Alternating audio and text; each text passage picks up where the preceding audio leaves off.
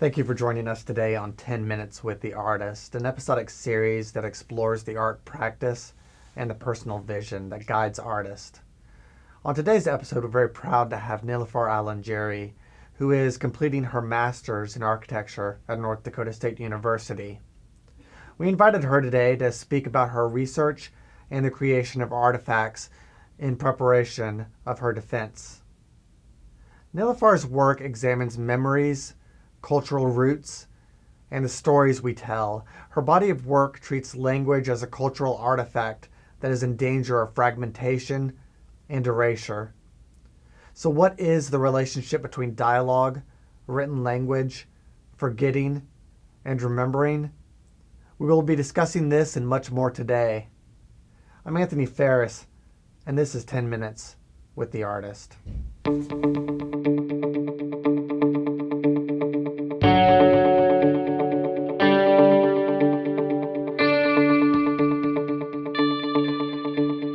Hello, Niloufar. Thank you so very much for joining us today.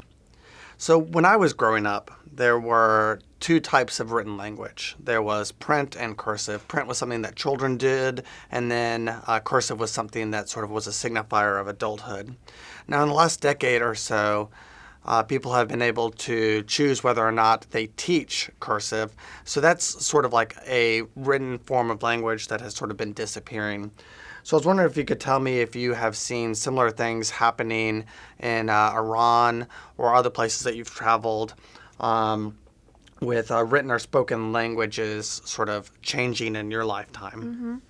Yes, I can think of a few examples because where I was growing up, we speak Persian and we write Persian too. And I remember that the way that we learned how to write it was a little bit different from my parents, and it is now a little bit different than the next generation. So they keep changing the way that they write, and some little grammatical aspects of language. So, and I think it happens in every culture in every country, and it would be, in a way, it would point to the fact that languages are getting faded away as we move towards time. Okay, well, I understand this idea of languages fading away. Aramaic was a major language in Jerusalem in the first century, but nobody speaks Aramaic anymore. There are these computer programs that you can learn any type of language that you want to. So in a world where if you want to, the language exists, are languages really going extinct? Well, I think I would say that how can we make sure that all these computers, they're saving everything? Or, you know what I mean? Because I'm sure that there are a lot of different languages in different parts of the world that we are not even aware of. And some of these languages, they don't even have a written form. And they say that every 3 minutes a language can very well die, because if the last person of a generation dies, the language dies with them. And also, I understand that it is true that they say that language is always transforming. So it is a constant transformation from one thing to another. So it is always existing in the next thing, but also it doesn't exist anymore. So I think it is fading away. It is dying in a sense. So is it necessary to have a written language in order for it to survive? Because language isn't something that's always spoken, right? Mm-hmm. Well, I think it is important. I wouldn't say that we necessarily need to have a written form of a language, because speaking is a means of communication. So that's what I'm trying to do with my thesis. I'm trying to say that, well, even if we have this place that people who feel like they know something or a language that it doesn't have a written form, then they can go to this place and maybe they can, record their own voice. And this way they're just saving this form of language. So no, not necessarily. We don't need a written form, but we need to save it. Well, one thing we're going to be talking a lot about today is the artifacts that you've created. So can you talk a little bit about the sort of materiality of the books you've created and the forms? With my book, it is a monumental book, so I was trying to create this book that is being created from the new material, but then it also have this feel of old within it, because language is very old. This is ancient, just like culture, right? And then, so I use all of this new material, like new fabric that you will go to any store. I bought it from Max, and then I dipped it in mud because mud is so earthy. It is from the earth. It is something that ages.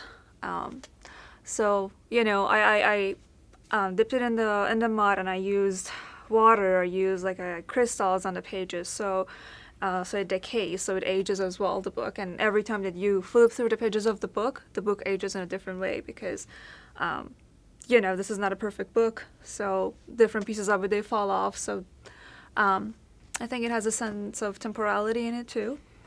So yeah. So what's the what's that difference between maybe the first time that people would look at it and maybe how they're looking at it now after several months of it existing and being read? I think if they're the same people, I mean, of course, they can tell that some pieces of the book that they just fallen off. They're not there anymore. And then the way that I made this book was that I had books within this book. So I would call them time capsules. That these time capsules they were made from concrete, and they were supposed to be sort of like uniforms that we have. But then every time that we flipped through the pages of this book, we broke these time capsules to reveal what was within it.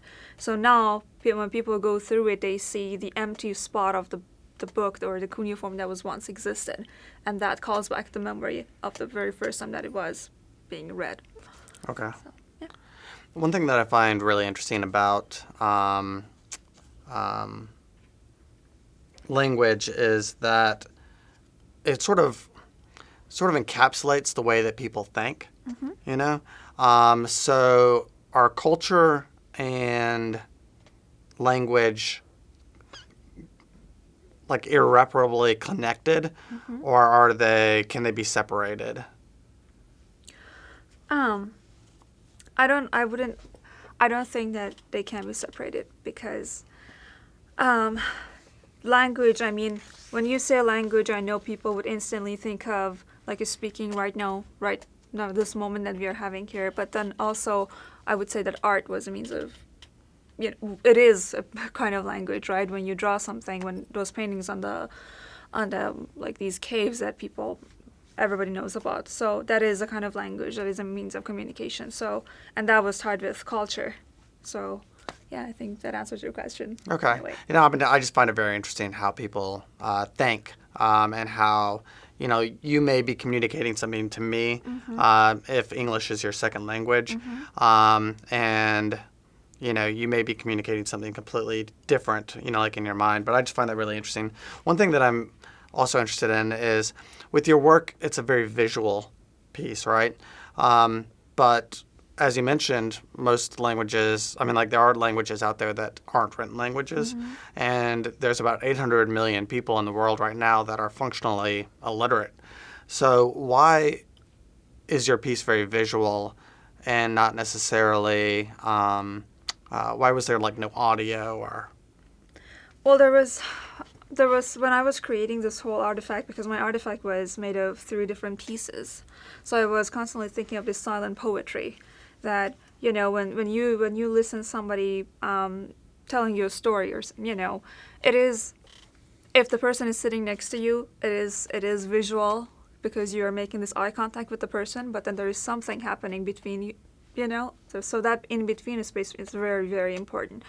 So when I made the artifact and I took over that room with these pieces, I was thinking that as these pieces move, as the cylinders, they're turning, they would make you think of these moments that you don't necessarily need to hear anything. This silent poetry will make you think of something that has not existed there. So the whole artifact, the whole experience is about remembering and forgetting.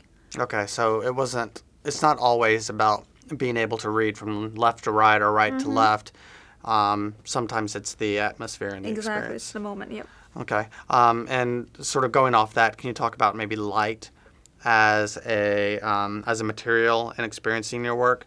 Because I noticed that one of your pieces, you had to turn off the lights in order to sort of experience it. Exactly, because I was trying to experiment and work with shadow, and because in my thesis I'm talking about the fading, something that is not there anymore, something that is not going to be there anymore, and that's what we I guess we think of shadows in that sense that a shadow is an image of you, but it is not you. It's not your body, but it is a representation of your body.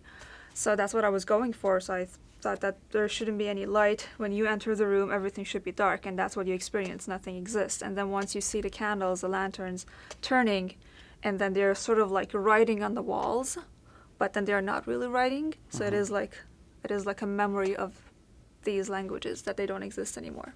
Have you ever heard the phrase "writing on the wall"? There's writing on the wall. No. Yeah, we'll look that up. It's like a sort of like a metaphor that something's about to happen. So it's a really beautiful phrase, and your pieces are very gorgeous. Before we end, we sort of like to ask a couple of questions about sort of creative process. So one of the questions is, when do you feel most creative? When? Like what time of day? Oh, night. I'm a night owl. Okay. So always at night.